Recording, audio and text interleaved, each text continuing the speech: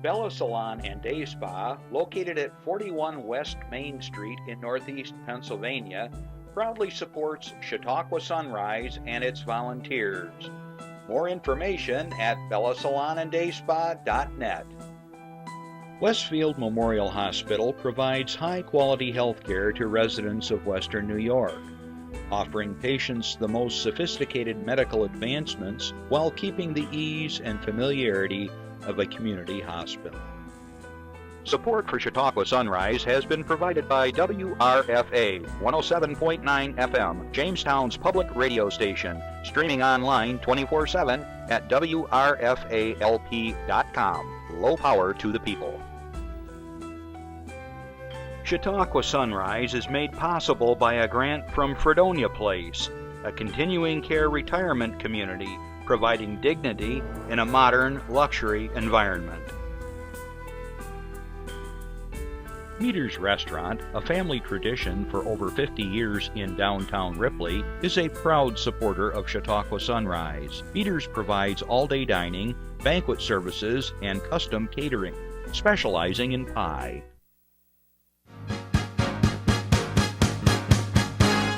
From the Access Chautauqua Studios in Mayville, it's Chautauqua Sunrise. Chautauqua Sunrise is hosted by Doc Hamels and supported by the award-winning volunteers at Access Chautauqua.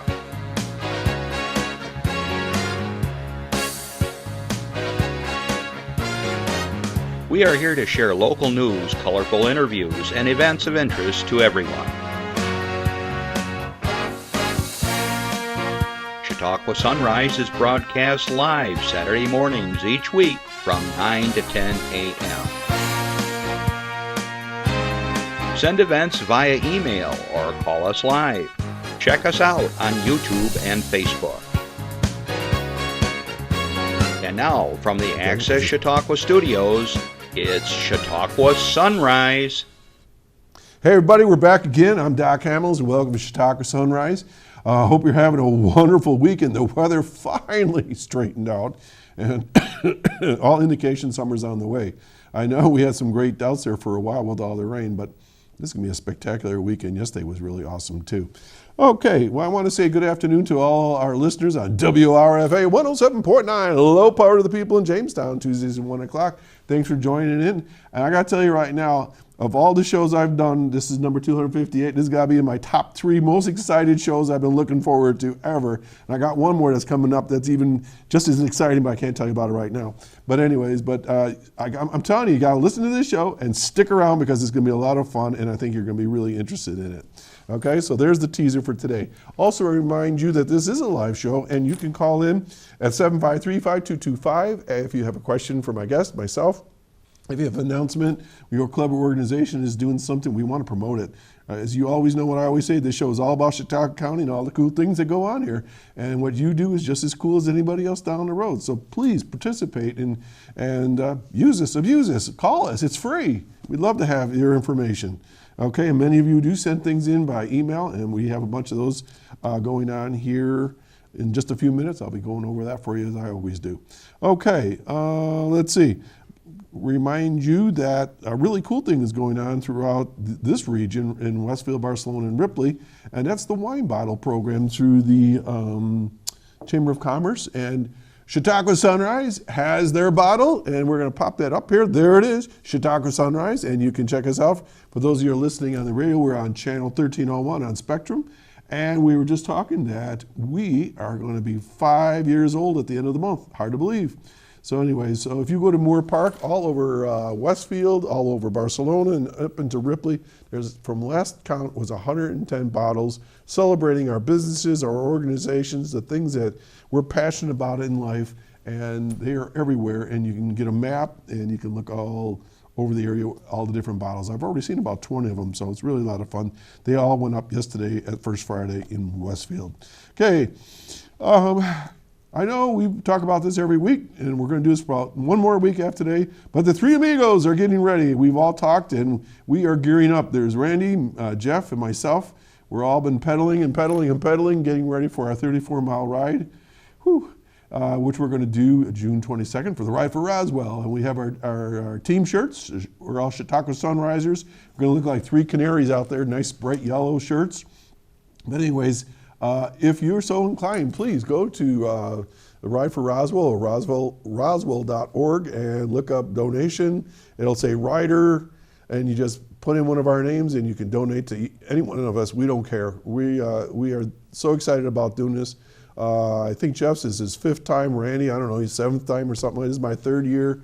But 34-mile country ride, we're going to be riding for those that can't, and we're really excited about that. So there's the three amigos. All right, so I'm going to jump right into my announcements because I want to give as much time to my guest who's waiting in the wings here. Can't wait to get on TV. So here we go.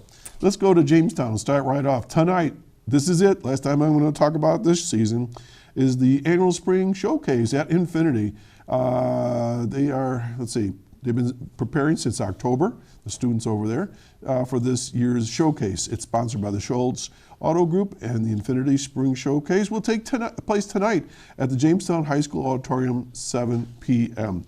Without going into a long dissertation on this, Executive Director Shane Hawkins, our good friend over there, says the following: the event is a celebration of youth empowerment, talent, and the mentorship bond between our students and their instructors.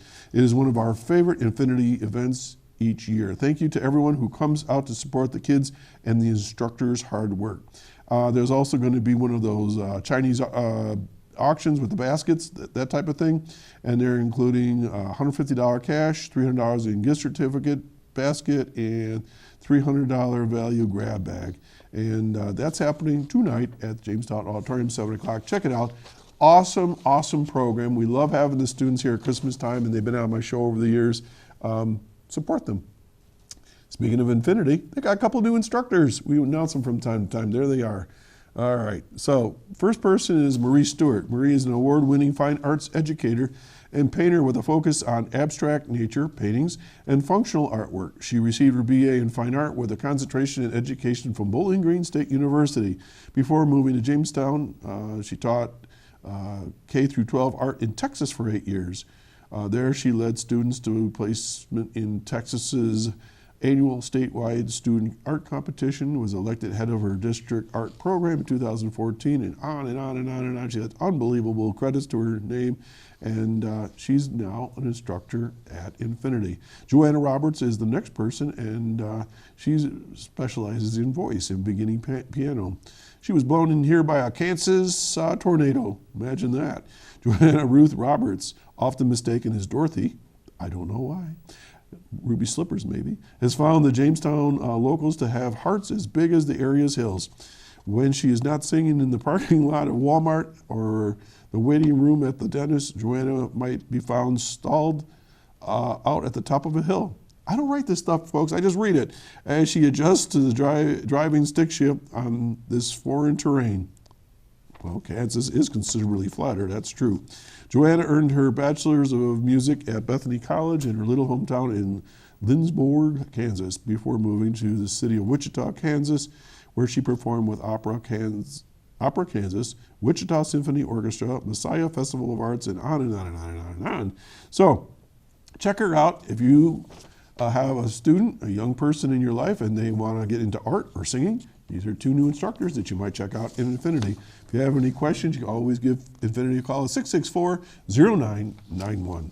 Okay, let's go to Westfield. All right. This weekend, as we speak, it's the Lincoln Festival, Remembering Lincoln. They did a whole bunch of things yesterday. I know that, believe it or not, it's hard to believe that Abraham Lincoln would be taking selfies, but he was yesterday, and Mary Todd with various people along the streets during First Friday, and I saw some of them on Facebook. But today, there's a lot of good stuff going on, and I'm going to just go through it real quick. So today, starting like now, you got your Farmers and Artisans Market out in Moore Park. The McClurg Museum has their Lincoln Room open from 10 a.m. to 2 p.m. Let's see, you got your 9th Cavalry. They're doing demonstrations and drills at 10 and at 3. Lincoln and Grace, you can meet them at 11:15 at Bedell Park, is where there's a statue of both of them. Horse-drawn carriage rides, starting out at the Patterson Library between 11 a.m. to 4 p.m. Lunch for reenactors at St. Peter's Church there, public invited, $5 only. That's pretty good. At 11:45, a choral concert of Civil War music in the gazebo at 1:30. Presentation of letters at St. Pete's by the 72nd Infantry at 2 p.m. Best beer contest. Abe is going to judge it at the Patterson Library, 3 p.m. No, I did not enter the contest because Ken Appenberger has one as long as you can knit a scarf, I think, and he'll probably win, I'm sure of it. Drills and demos again at 3 p.m. Lincoln visits a Great Discovery at 4 p.m. Lincoln gives a speech. This should be really, really cool at the McClurg Porch at 5:15. I bet that'd be really interesting. Annual McClurg Gala, appetizers and drinks, 6 p.m. to 8 p.m. this evening, $50 per person. And they will be entertained by those great musicians, Russell and Hamels. Yours truly will be playing from 6 to 8. We've done this like 6 or 8 times now. I've lost track, so that'll be a lot of fun as well. Candlelight tours at 8 p.m. and the movie Lincoln will be shown at the Lakeshore Center for the Arts at 8:30. Tomorrow there's some church services at 10 a.m. at St. Pete's and a brunch at St. Pete's to follow. The public is always welcome. All right, also remind you that, where did I go? Hang on, I have it here.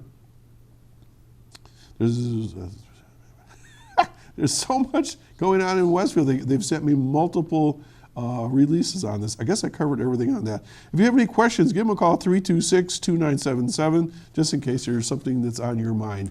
The whole village is alive right now. All right, staying right in Westfield, let's go to slide 19, Jeff. Kitties in the Vineyard. This is a partner event with the Westfield Stray Cat Rescue, Saturday, June 8th. That's today, noon to 3. Join them at the Great Discovery Center to support a local not-for-profit, the Westfield Stray Cat Rescue. Meet cats and kittens in need of their forever homes. Donations of cat food, cat litter, treats, and toys will be graciously accepted. A local representative from the Girl Scouts of Western New York will be on site to offer a kitty-themed activity and craft as well as giveaways. And of course, always enjoy Concord Grape Punch and cookies during the event. Whew, got lots of stuff today. All right. Randy Anderson wants me to tell you that the Sports Hall of Fame will hold a gathering of the clans of all the persons interested in the history of the Jamestown Speedway on Sunday, tomorrow, June 9th. The reunion will be held at the Gary Rodeo Conference Center at 2 p.m. If you have any questions, give them a call at 640-6219. Randy and Greg Peterson and Randy Sweeney, and they've all been working diligently at reshaping and bringing together the history of all the sports of the area as well as the car racing in Chautauqua County. All right, last call on this one, Hot Productions. This is Bob Terberry, Adam Owens, and Adam Hughes. They have put together something called Dinner at Chautauqua, and the last showing of that will be on June 12th, and this will be at the Labyrinth Press at 12 East 4th Street. It's 3 one-act show at the same table. And I'm not exactly sure how that works, but I suspect it's a comedy, and from what I've been told, it's a lot of fun. And it starts at 7 p.m. Refreshments are served during the various acts, and tickets are only $20. So if you're interested, give them a call over there at the Labyrinth. All right. Mark your calendar once again. A reminder that the annual charity golf classic for the United Way of North Chautauqua County is going to be held Friday, June 14th at the Tri-County Country Club in Forestville. All right, and if you're interested in participating, 366-5424. Now, this one is really cool. Let's get this one up on the screen. Chips, Putts, and Pints. Okay, I cannot tell you how much we are excited, my Rotary Club, to invite you to be participating in this very first time Chips, Putts, and Pints. It's going to be held at the Pinehurst Pinehurst Golf Course right here in Westfield, just down the road. And it's going to be a fun-filled evening of golf contests, chipping and putting, a barbecue buffet, and craft beer. You'll try to outdo your friends competing for bragging rights and cash prizes. First place is $100, second place is $75, third place is $50. men's and women's divisions as well. You gotta be 21 years of age. Fees are only $35 a person, or a couple is $60. My brother and I are going as a couple of brothers, and we're going to be golfing off to the end. We've already thrown down the golf club. We're at each other's throats. He's trying to out-bully me, but I will not be phased. I will persevere. So we're going to have lots of fun. Guys, gals, this is open to everybody. Only 80 participants are allowed because that's the maximum, and the proceeds benefit all the good work that the Rotary does in our area. All right, if you are interested, give Mary Swanson a call, 969-0143. And please support this. It's the first time we've ever done this. It's going to be a lot of fun, and it goes to a great cause. All right, speaking of golf, one more. The Chautauqua Sports Hall of Fame is having their Scramble Golf Tournament, and that's going to be held next Saturday, June 15th. And if you are interested, give Stan Marshos a call at 499-9601. And let's see, I'm trying to think if there's anything else here. The cost is $300 for a foursome. And if you're interested, you gotta let them know right away. All right. Let's see. I did that one. Moving right along. Wine with Us Wednesday. Okay, the Grape Discovery Center wants to remind you that every single Wednesday they have sort of like a kickback, relax, get a featured wine that they're offering, $4 a glass, and they have light snacks. And on certain Wednesdays, they have music, and I'll be there June 19th, I believe. Again. So every single Wednesday, if you're interested, go there. It's a great venue. It's very relaxing. Sit out on the patio in the vineyards and so on. All right, this next one I think is new. I don't remember this. Okay, number 22, Sip and Sample, Berries and Cherries. This is going to be held Saturday, June 22nd from 1 to 4 p.m. Enjoy berry and cherry flavors from Sparkling Ponds Winery, Willow Creek Winery, Woodbury Vineyards, and Jack's Barcelona Drive-In. Live music from 2 to 4 featuring Vile Habits, an old-time string band. They're featuring a cocktail of the day, which will be the Concord Cherry Breeze. $10 donation at the door. Reserve your tickets today. If you're interested, give them a call, 326-2003. Okay. Then we have mark your calendar, the 55th annual Fly-In Breakfast for the Dunkirk Fredonia Rotary, and that's going to be held July 7th, coming up, 8 a.m. to noon. And this is always a fantastic event, and they've been doing it, as I said, 55 years, and it's a great fundraiser and supports the various functions and activities they do for the community up there in the Dunkirk Fredonia area. Okay, so that's coming up. Just as a quick comment, as you can see, if you live in Chautauqua County, there's something to do all the time here, and we try to promote that. All right, coming up, July 11th, The Curse of the Comet. The Ripley Library Players present Curse of the Comet, July 11th at 6 p.m. at Pine Junction Restaurant in Sherman, New York. Tickets are $40. It includes a full meal, chicken, fish, or chicken cash bar, and of course the play as well. And it benefits the Ripley Library Building Fund. We had Rhonda Thompson on here not too long ago, and she was explaining all the renovations that are going on. It's going to be fabulous when they're done.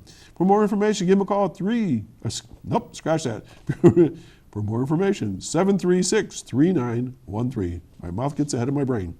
Okay, and if you haven't had enough golf, there's another one. The 27th Annual Golf Tournament for the Westfield Memorial Hospital is going to be held Friday, July 12th at the Chautauqua Golf Club located in Chautauqua, New York. There's some duffers right there. And if you're interested in golfing, it's 793-2338. And they're going to have their usual giveaways, and they have all these like Chinese auction. You buy tickets and you can win all these cool prizes, and then they're having the actual raffle that goes with it. There's an electric bike. There's a 55-inch TV. Oh, a Yeti cooler! How cool is that? A little segue there quickly. A 3-piece wrought iron patio set, a stand-up paddle board, and a cast iron stone fire pit. Woo! All kinds of stuff. Again, 793-2338. If you're interested, sign up now. All right, and I think I'm done. So we're going to take a break. We're going to be right back. Don't go anywhere. I'm telling you, it's going to be a great show.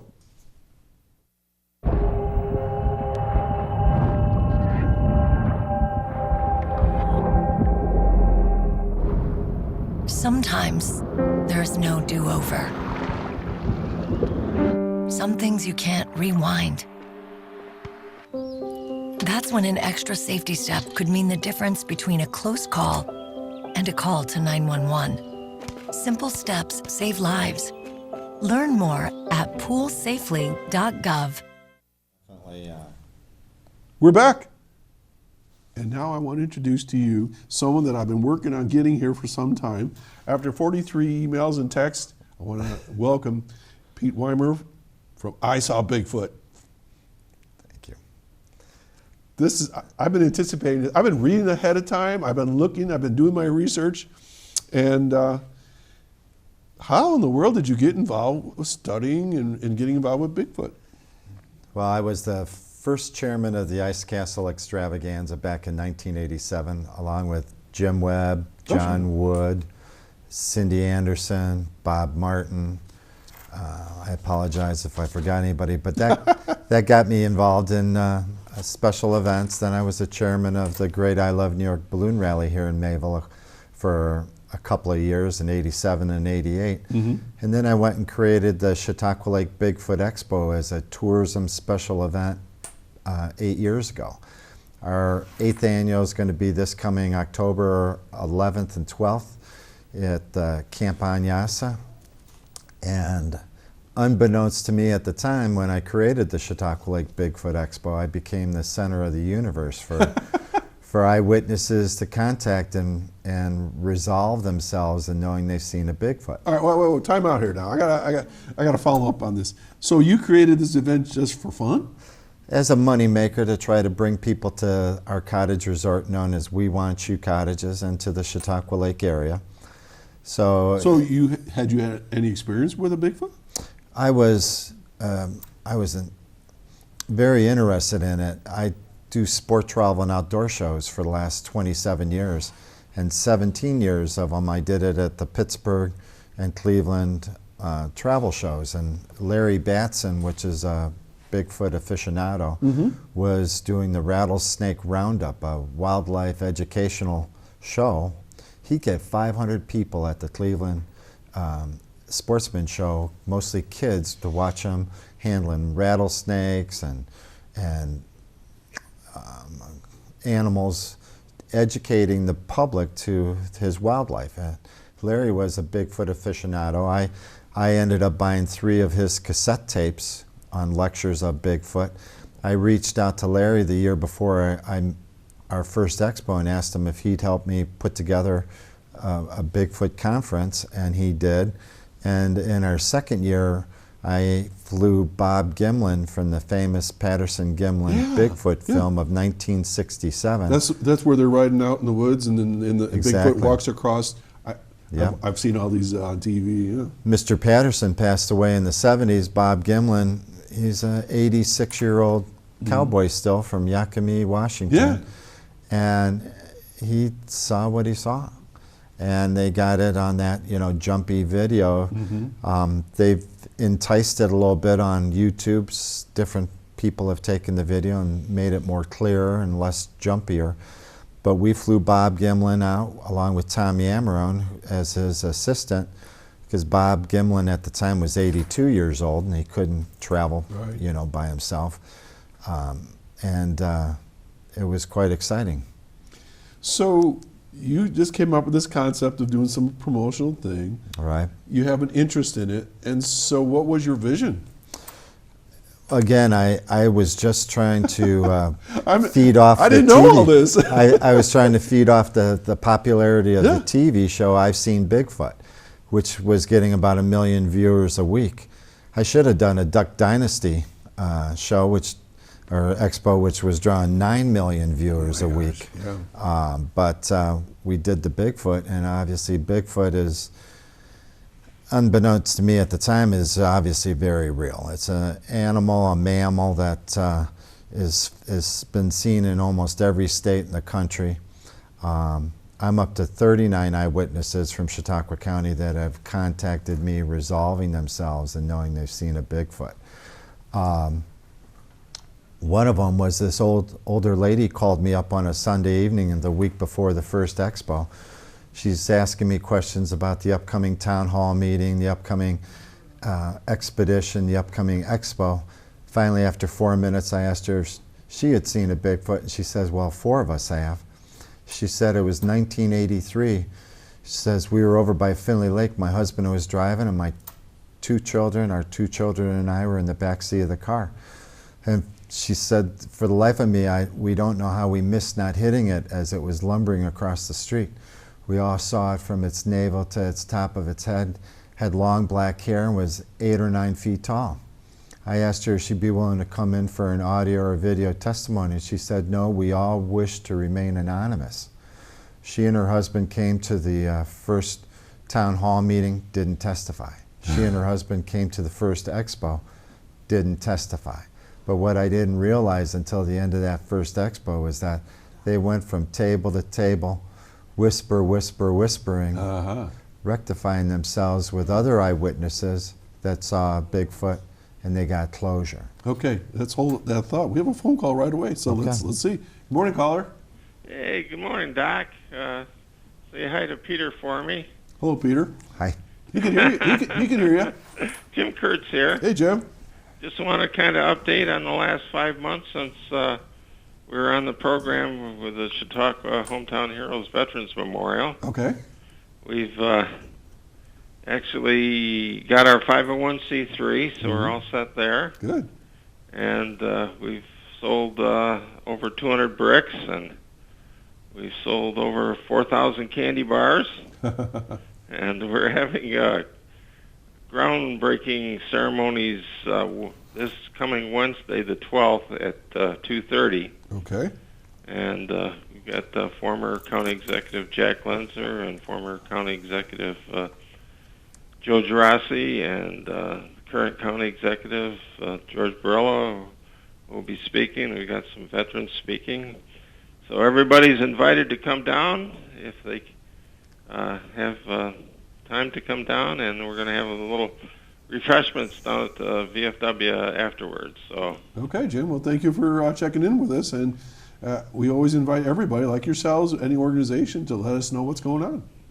well, appreciate all the work you've done for us, and My I pleasure. understand what Access Chautauqua is going to be down there to film the program for air later. So Great. if you can't make it, you can tune in and watch it later. Okay. Well, have a good weekend, and we'll check in with you later on. Thanks, Jim. Okay, thank you. Have Okay. a good day. Okay, bye-bye. Bye. Okay, we're talking with Pete Wiemer from I Saw Bigfoot, and I got a couple questions right off the bat. You used the word rectify and resolve. Tell us a little bit about that with these eyewitnesses. What's that all about? Well, I think obviously the eyewitnesses feel that they don't have closure. They've been maybe ridiculed by their friends or family, and when they come to a Bigfoot Expo, some of them talk to me, some never identify themselves. And by them being able to walk around table to table or speaking to other eyewitnesses that maybe have spoken up or other ones that have remained anonymous, that they get closure, that they all of a sudden realize that what they've seen isn't wrong, and what they see or have seen is real. And unbeknownst to me, even in the beginning, first couple of years, that I became the center of their universe for them to come and get closure. And it's pretty exciting. I mean, there's still a lot of people that follow the TV show I've Seen Bigfoot, and they come and they're mystified or very much interested, and I tell them, obviously they're real. You know, we were talking a little bit before the show about other creatures of this world that people refuse to admit that they exist. And I want to share just a quick little anecdote. My son was probably about 10 years old, and he worked for a farmer. And he come charging in the house. He says, "Dad, I just saw a mountain lion." We're talking about mountain lions. And I go, "Mountain lion?" And he described it to the T. So I immediately went to the computer, and I started bringing up various animals that could possibly be. And soon as he saw it, he's, that's the one, Dad.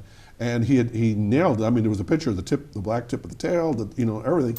And then it was a day later or whatever it was, they found the prints in the field. So I mean, I can imagine, here's a young kid saying, I saw this and nobody's going to believe me. Right. And now we have all the evidence. And so then I suspect people that see a Bigfoot for the first time or whatever, they probably are perhaps traumatized. I mean, it's not like something you see every day, obviously. And you got to seek somebody else to say, did you see what I saw? What did you see? And they go, I'm not crazy after all. Is that what we're talking about? That's exactly it. That's what did I see?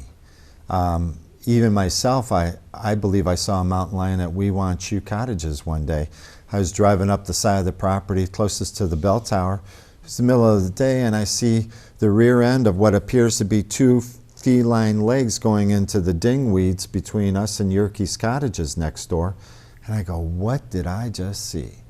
And I didn't stop and get out of the truck because it was pretty darn big, considering it was, it certainly looked like a feline cat of some sort that was a lot bigger than a German Shepherd. And at the time I had a white Shepherd, so I knew how big animals were. And they got it figured out, mountain lions, Bigfoots, animals in whole. They got all these woods in Chautauqua County. There's over 33,000 acres of public hunting lands, county hunting lands, state lands in Chautauqua County that, is just a drop in the bucket. Yep. And here's another anecdote. About 5 years ago, my wife was out in the yard and she said, I just saw something come out of our gutter. I go, oh.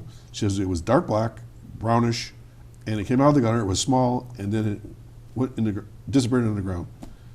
I said, well, maybe it was a black squirrel. No, it wasn't a squirrel. Maybe it was no, it wasn't this. I'm telling you, I saw this. So, okay, whatever. I mean, I didn't disbelieve her. I just didn't know what it was. So then, about a month later, I'm looking in the woods, and I see this whoop go down the ground. So I'm thinking, what was that? So then we started looking again on the internet. So we found what we thought it was. So, okay, then I started asking questions. People say, it could be. Well, this winter, I caught what it was that I was looking for. And I don't know if we mentioned this on the show before, a fisher cat. Yeah. And people don't even know what they are. So I'm going to go with you on this one all the way. If people have never seen a fisher cat, they don't believe that there's a fisher cat. And these are pretty good sized mammals, not a Bigfoot, obviously, but they're animals that we don't see because they live up on the ridge. So what would stop a creature like Bigfoot running up and down the Chautauqua Ridge where I live, all the way into Pennsylvania, Ohio, down in the Adirondacks? Why not? Sure. I mean, I think Bigfoots obviously have it figured out. Personally, I believe they hide in the swamps during the day and they forage in the woods at night. It's not like hunters are tromping around swamps looking for deer, and really there's now probably a lot of hunting going outside of deer season. And a lot of the sightings that have been reported to me have been in close proximity to swamps. And so if folks want to go to the website, bigfootexpo.com, that's our Chautauqua Lake Bigfoot Expo website, there are some links with pictures of Bigfoot.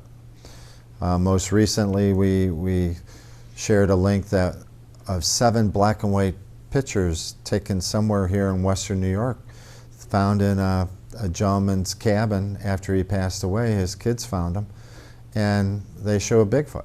And one of them shows like an adult Bigfoot, maybe a 7-8-year-old.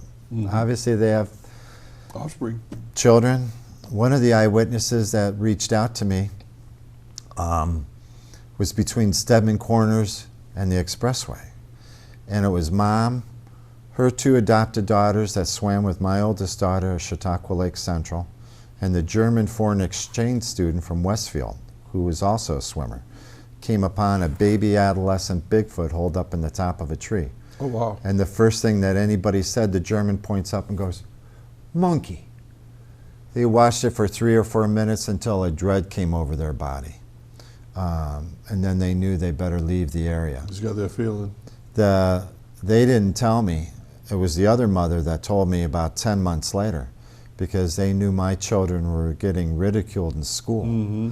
The kids were repeating what their parents said, or rumor had it they were repeating what their parents said. Oh, that Peter Wiemer's stupid for believing in Bigfoot. And then the kids would come to school and tell my kids, oh, your dad's stupid for believing in Bigfoot. And I told them, I said, it'd be one thing if it wasn't true. Then I'd back off of it right away. But the fact that I've had old people, I've had young little kids tell me they've seen Bigfoot, eyewitnesses that had no reason to lie. And I believe them. And I believe I saw a Bigfoot December 8th, 2014, over by Clymer, coming home from getting a load of firewood. I had my 10,000-pound dump trailer right behind me. I look when I drive by swamps and state lands. And I was looking this day, instead of driving like this, I'm looking like this, going 2 miles per hour, and I see what was standing there as a dead ringer of a Bigfoot standing there, or it was a big, dead, black tree. And I pulled up my Canon DSLR camera. There are thickets on my side of the road. I said, just let me get to an opening. I get to an opening, and it's gone. The sun was kind of over the back of my head. Maybe he didn't. Honest to God. So I pulled over, parked, walked up and down that road for an hour looking for the same big, dead, black tree or a dead ringer of a Bigfoot looking at me. I went home, got rid of my dump trailer, came back with one of my kayaks, realized the swamp was too frozen to be able to kayak in. I ended up having to walk down the road a good quarter of a mile before I could enter the swamp where it wouldn't go over my muck boots. Walked in, I swear, a half a mile, and I still couldn't make a left because the swamp. And I turned around and I ended up about a quarter of a mile from the road. A thicket bounced off my eyeglasses and into my left eye. I pull out a toothpick. Now I'm incombobulated in excruciating pain. Oh my God. I crawl out of the woods, and that was the last time I went into the woods by myself. Good idea. I ended up buying a drone after that because I figured, you know, there's just no way I'd make the kind of time that I needed to make it to see a Bigfoot. And I've flown the drone a number of times looking for him, but I've never seen it. And again, you know, I believe they don't come out until night. The question came through my earpiece is, if somebody were out in the woods, I'm gonna frame it a little differently. If you were out in the woods and you're looking about, and for instance, you said swamp, it put the hair on my arm go right up because behind my property is swampy area. And I'm thinking, maybe I can go out there. What would you look for where a Bigfoot might have been holed up? Where do they live? What would you look for? You're looking. You follow the water. They got to drink a lot of water, just like any animal. And that's where you're going to look for footprints. They have stick structures that people, if you Google Bigfoot stick structures, and they're like little triangular stick structures. People that don't know where they are or what caused them to be made. I personally believe that it's a stick structure that Bigfoot uses to entice bait. They probably eat deer and smaller, as well as apples. I say bring an apple or a Snickers bar with you when you go into the woods. God forbid you get lucky enough to see a Bigfoot, throw them some food, friend them. There's books of people that have friended Bigfoots, and they bring them food. I have a person that's reached out to me from Scandia, Pennsylvania, which is between Jamestown and Warren, that puts a pizza on a picnic table on Friday nights. Comes back the next morning, there's Bigfoot footprints all around the table and no pizza. He claims to have 3 crystal clear pictures of a Bigfoot, but he won't share them. And I don't blame them. They all are afraid to turn their backyard into a circus. I won't share names or locations. Maybe one of these days somebody will invite me so I can come, and maybe they've already friended a Bigfoot or a family, and I can just be part of the experience. And it's true. I mean, obviously I wouldn't be standing here or sitting here telling you, as an owner of a cottage resort on Chautauqua Lake and a tourism guru of a lie. I wouldn't. You put a lot on the line there. I tell it like it is. It's not anything I really, in the beginning, I was more of an entrepreneur just trying to make a special event, but now as it continued to evolve year after year, it's a place where people come to get closure. So let's go to the folks who put out the food. And do they have any, they don't have any contact person to person with the Bigfoot, right? I think they might. Okay. One of the people emailed me back in the first year in 2012, and she feeds them dog food. And she lives out by Panama and borders one of the state lands. But then as soon as they realize they've said something, they clam up and they don't talk about it. Okay. So people, I always try to think about what are my listeners and viewers thinking. So is there any communication, like verbal or anything of this nature? Do we know? I don't know. You don't know? Okay. I wouldn't be surprised if they friended them. You know, I had, as I was telling you before the show, an email 2 months ago from a reverend that saw a Bigfoot in the July of 2017. It's the first time I've had a reverend or anybody that's, I mean, I've had professionals tell me or write me about it, be it a lawyer, a doctor, a school, you know, big shot, that want to remain anonymous to, and I won't acknowledge their name or their profession, but they wouldn't have reached out to me and lied to me just to get, they were reaching out to me to try to get something off their chest, to get acknowledgement of what they saw or some kind of closure. So you've talked to all these people, you've seen pictures, you've seen footage. In your mind, what is a Bigfoot? I don't think it's the great North American ape. I think it's a cross breed of some kind. They were seen before Christopher Columbus. The first documented sighting in a newspaper was in 1818 in Sackett's Harbor, New York, in a newspaper. They were seen on the East Coast long before the West Coast because the East Coast was settled first. Right. There's hundreds of documented sightings in Pennsylvania, Ohio, New York, New England. Hundreds of people that aren't going to go out of their way to lie, or because they're not trying to draw attention to themselves. They're just trying to report it so that if somebody can acknowledge their existence, that they would get closure. Based on, again, all of the folks the 39 people that have contacted you, do they get a sense that the Bigfoot is dangerous? Just curious? Just trying to make a lifestyle of their own? I mean, how do they perceive it?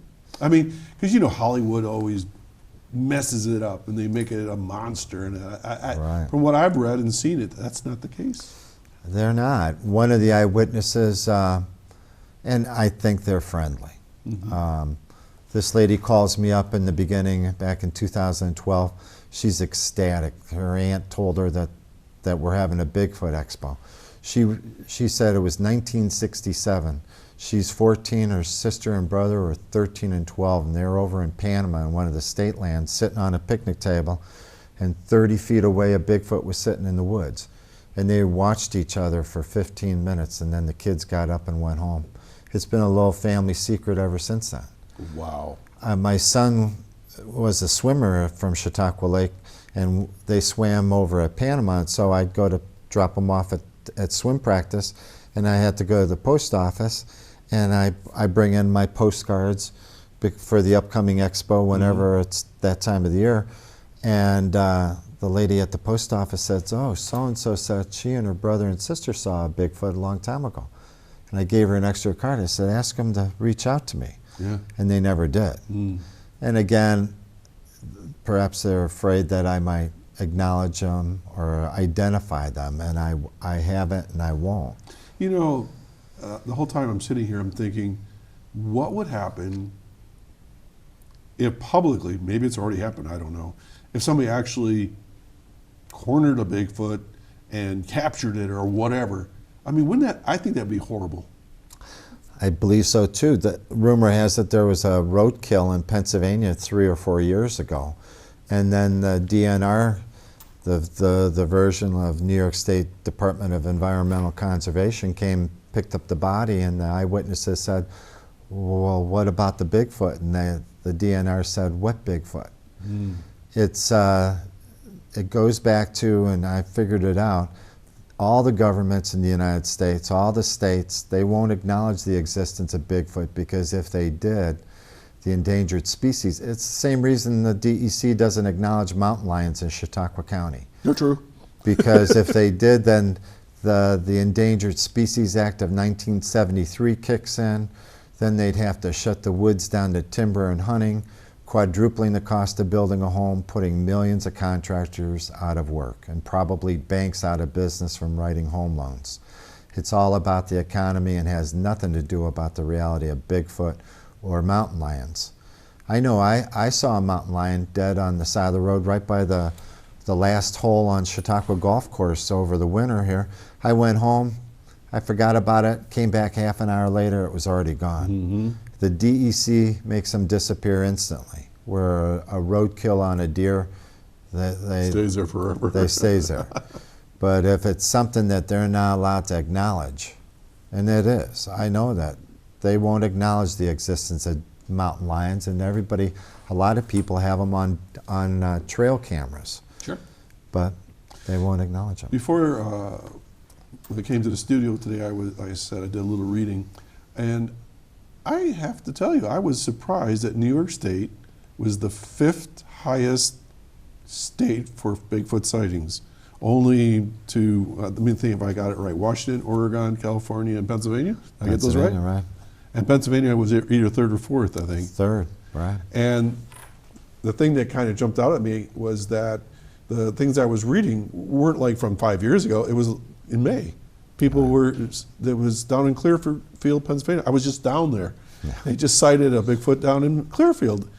And I thought, all right, what about Clearfield? Clearfield has the highest point east of the Mississippi.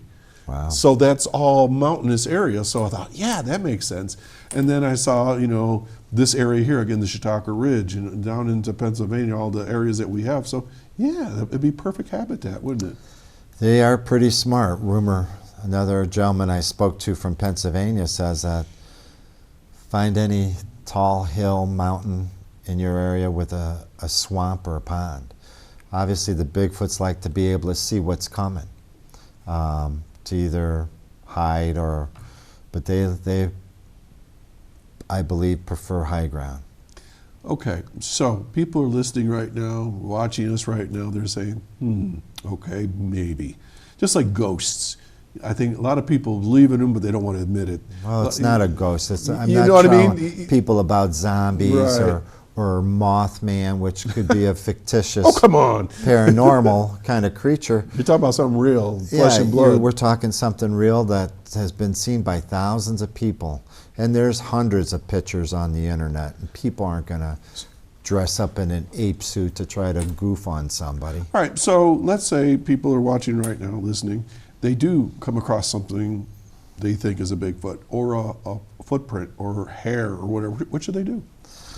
Well, again, take a picture of it, lay a dollar bill or any kind of dollar bill next to it, because all bills are the same size, so you can use that as a scale. All right, so it gives you an idea if it's, I don't know, is it 6 inches or something, 5 Right. inches, whatever. So if you put it next to a footprint, then, whoa, that's like a 14-inch foot or whatever it is, right? And you can put multiple bills down if you didn't have a ruler or a measuring tape. It would be pretty tricky to try to say that this hair was from a Bigfoot or from a deer. So by the time you'd expend the monies to get it analyzed, it still probably come back without a definitive answer, because none of the laboratories have a specimen that they can put their finger on. And lots of times, from again what I've seen is the hair is it's degenerated, it's deteriorated. It may not have whatever the DNA that they need in it sometimes. So you really got to kind of know what you're doing there, right? And people, hunters, I get it all the time. I've hunted in the woods all my life, and I would have seen one by now. And some have seen it, some have thought they've heard it. There's been talks amongst hunters but again, they probably haven't seen it, or if they did see it, they're only telling a few people. All right, so again, if somebody sees something or finds something and they want to make sure that they're not telling somebody that's going to ridicule them, who should they tell? Should they tell anybody? The BFRO, Bigfoot Research Organization, is probably a good outlet to go and do a reporting to. They sometimes will send out investigators that will try to acknowledge your finding or your document it somehow. Again, since the government will never acknowledge the existence, then I think they're spinning their wheels if they think they're going to get the state of New York or the U.S. government to acknowledge it. There's plenty of evidence. Our movie, I've Seen Bigfoot's free on Amazon Prime, or $5 on iTunes, or you can buy a DVD for $10, is of eyewitnesses from Chautauqua County, Cattaraugus County, Warren County, PA, and across the USA that have seen Bigfoot. And we just took some of the eyewitness sightings of people that have spoken at our Chautauqua Lake Bigfoot Expo, because I get everybody to sign a waiver that wants to buy a ticket to even come in, that they acknowledge us permission to be able to video them or record them, photographic or audio, that just in case something happens, like they tell us, that we have their footage. Okay, let's hold that thought, because I'm going to come back to the expo because I want to explore that with you. We have a phone call. Okay. Good morning, caller. Well, good morning, Doc. Good morning, Peter. This is Linda Spalding. Yeah, I'm just fascinated with your discussion about Bigfoot. I bet you are. Yeah, I totally believe everything that you're talking about. It must be fascinating, and thank you for keeping this phenomenon alive in the community and elsewhere. I know what you mean by people not wanting to reveal themselves when they experience an unusual phenomenon, because I did see a UFO in 1967. Did you? In Hamburg on the Lake. Okay. Yes, it was like in March.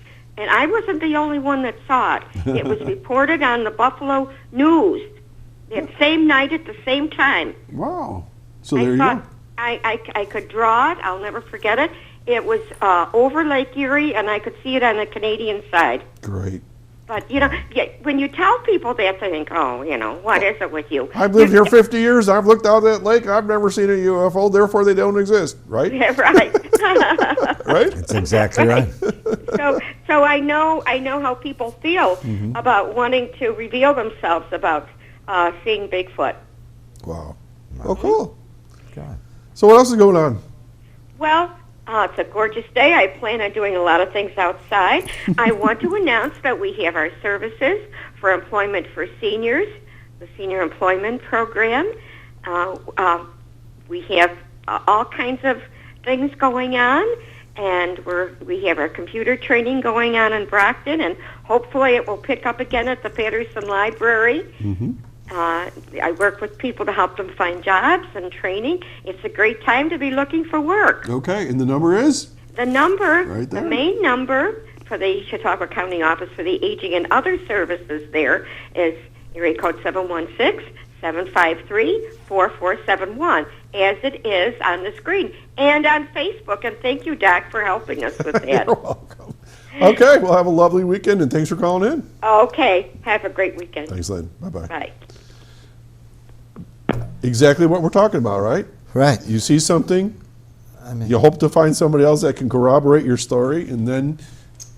flying saucers have to be real. We can't be the only being in the universe that has a spaceship, or, you can't put flying saucers and Bigfoot in the same category as zombies or ghosts. Yeah. It's a little different. It is a different entity, And So are they? We have another phone call. This is I don't usually have these many phone calls. Good morning, caller. Good morning. I understand you have a marina on Chautauqua Lake. Is that correct? I have a cottage resort, and we also do boat rentals there. That's correct. Do you have any indication of the impact of the herbicide on the lake and what it's doing to the fish that the fishermen depend on? It's a terrible impact. Obviously, they didn't spray up in my area where I'm located in the middle of the bay below the bell tower, but from my understanding that it has a half-life of 186 days. And really, you shouldn't be swimming in the lake below Tom's Point. You shouldn't be keeping the fish in the lake below Tom's Point. We feel it's a disaster for the lower end of the lake that allowed them to spray a herbicide.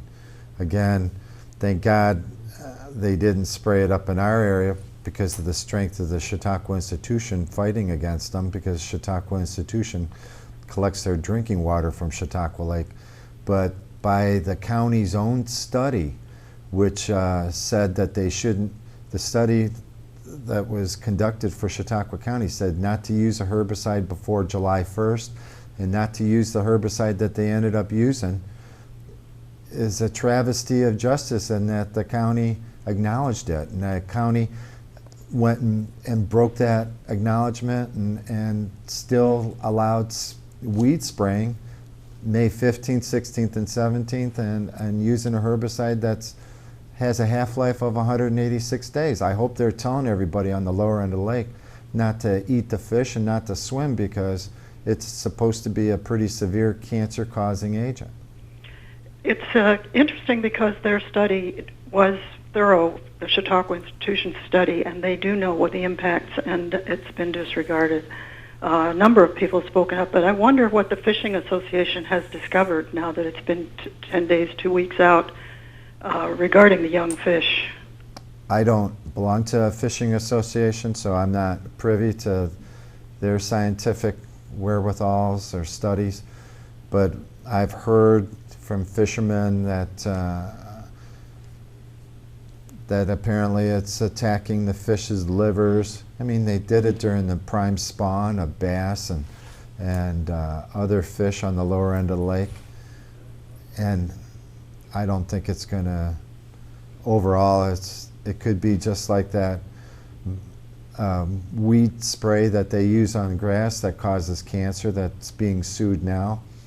If it has that kind of similar impact on people swimming in the lower end of the lake, it's just inevitable time that they're going to sue everybody that acknowledged and permitted that herbicide. Mm-hmm. We're going to have to end it now because we got like 40 seconds left. So thanks, caller. Try again another time. Thanks a lot. Okay, Pete Wiemer, you have Expo. Tell us quick when it's going to be and what people are going to see. It's going to be October 11th and 12th at Camp Anyasa. It's our 8th annual. We'll have speakers, researchers, a lot of them from here in New York State. Doug Waller's from Ohio. He'll be the Ohio voice as far as all the sightings. He's written multiple books. Steve Coles will be here. He's from the Adirondacks. We have Katie Elizabeth. She is doing research on Lake Champlain for the Champ, which is like a Loch Ness Monster version. And the cost for this will be? It's going to be $40 this year. And a phone number for them to call you. 716-789-3383. And that's it. It's a wrap. I can't talk anymore. We run out of time. Folks, I hope you enjoyed this discussion on Bigfoot. I'm going to do something when I go home. I'm going to put out some apples. Really, I'm going to do this. Stick around. We're going to be here next Saturday, 9 a.m. here on Access Chautauqua. Thanks. Have a great weekend. Bye now.